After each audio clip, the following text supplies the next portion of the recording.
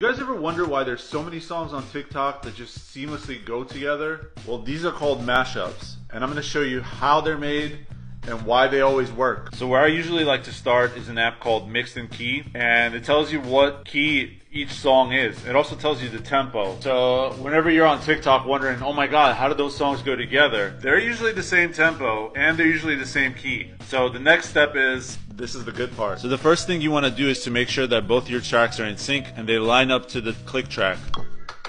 Like that. And you want to make sure that your acapella is lined up as well. No, you need to get done. They're both on the click. Next thing you do is put them together. No, you need to get done. If you come over, sorry if I'm way less friendly.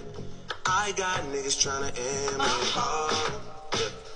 I spilled all my emotions tonight, I'm sorry. Rolling.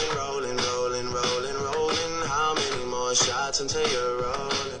If you like what you saw, click and follow for more.